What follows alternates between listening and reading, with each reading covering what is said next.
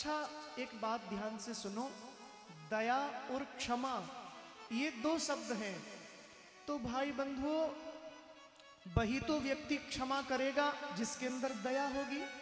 तो किसी ने कहा कि जब दया और क्षमा दोनों एक ही शब्द हैं, दोनों का अर्थ एक ही है, तो सदगुरु जाम्भो जी को 29 नियमों में इन दोनों को एक जगह क्यों नहीं जोड़ दिया गया? अलग अलग नियम क्यों बनाया? दया को धारण करो, क्षमा को धारण करो।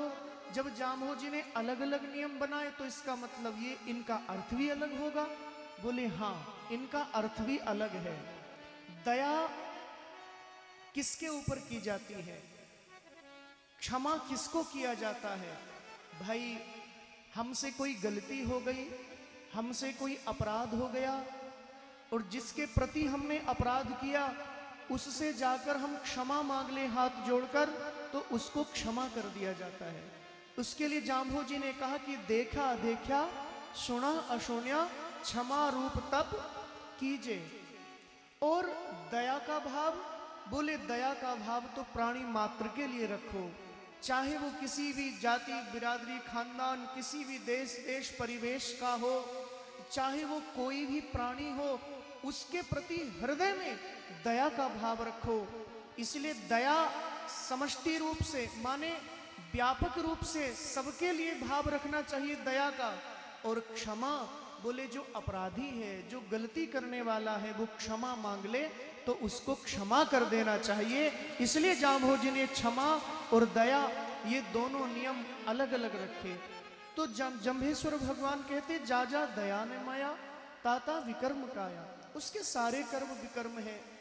व्यावहारिक ज्ञान में दूसरी पंक्ति जाम्भो जी कहते इसी शब्द में, जा जा आवने वेसु, ताता स्वर्ग ने जेसु। जिसके घर में अतिथि का आदर ना होता हो, जिसके गांव में अतिथि का आदर ना होता हो, वो स्वर्ग की कल्पना नहीं कर सकते। इसलिए अपने घर आए हुए अतिथि का आदर करो, उनका सम्मान करो, उनको सम्मान से उनका भाव रखो।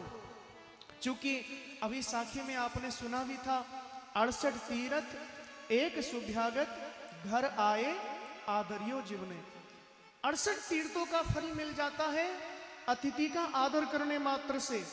इसलिए अतिथि का आदर करना चाहिए, ऐसा जम्भेश्वर भगवान अपनी वाणी में कहते हैं व्यावहारिक ज्ञान में। तीसरी पंक्ति शब्द की है, जा जा जीवन ज्योति, ताता मोक्ष में मुक्ति।